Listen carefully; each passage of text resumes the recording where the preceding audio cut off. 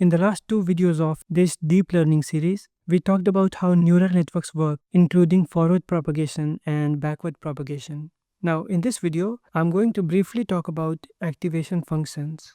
Imagine we have a neural network here with some activation function f. What an activation function does is it takes the weighted sum from the previous layer, which is just a linear combination, and transforms it into something nonlinear. In other words, it converts a linear input into a nonlinear output. Without an activation function, the output of a neural network will just be a big linear combination of inputs, weights, and biases. Now let's look at some important activation functions, starting from the sigmoid function. This function takes an input and squishes it between 0 and 1. This makes it very useful for dealing with probabilistic problems where we need a probability between 0 and 1. Now, an activation function should not only transform an input into a nonlinear output, but it should also be differentiable so that it can be trained efficiently using backpropagation. The sigmoid function is differentiable, and the graph of its derivative looks something like this. Next is the ReLU function, also called the rectified linear unit. This one is very simple.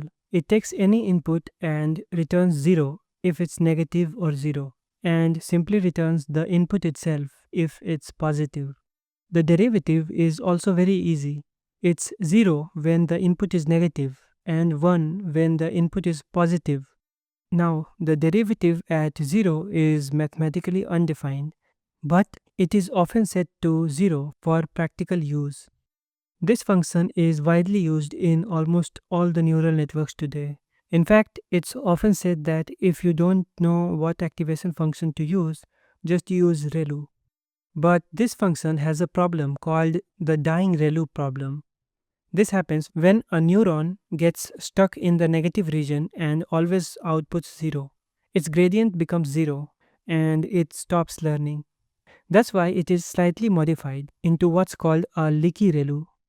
In leaky ReLU, if the output is negative, it returns the product of the input and a value alpha, which is a hyperparameter, usually set to a small number like 0.1. If the input is positive or 0, it simply returns the input itself. The derivative is almost the same as ReLU, except that for negative inputs, it returns alpha instead of 0. For positive inputs, it still returns 1. This helps solve the dying ReLU problem. And there is even a variation where the value of alpha is not fixed but learned during training. This is known as parametric ReLU. Next, we have the tanh function, also known as the hyperbolic tangent. It takes any input and squishes it between -1 and 1, similar to the sigmoid function.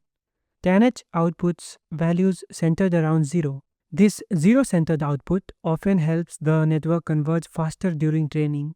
The derivative of tanh looks like this.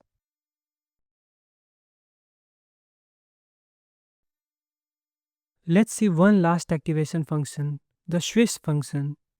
This one was introduced by Google and is a modification of the sigmoid function, where the input is multiplied by the sigmoid of the input.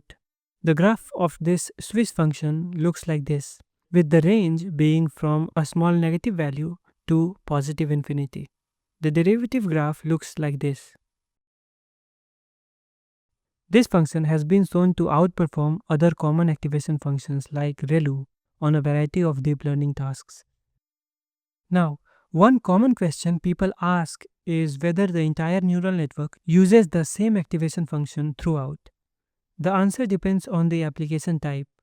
For the output layer neurons, it's a special case. The choice of activation function really depends on what the network is trying to predict. For instance, if the target output is a probability, then the sigmoid function is a great choice.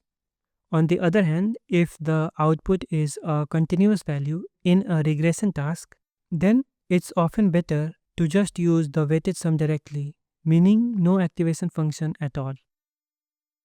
Now, for the hidden layer neurons, in the vast majority of cases, the same activation function is used throughout all layers. However, using different activation functions for different layer is also not uncommon and can sometimes help with the performance. But using different activation functions for individual neurons within the same layer is practically not used due to inconsistency and unnecessary complexity.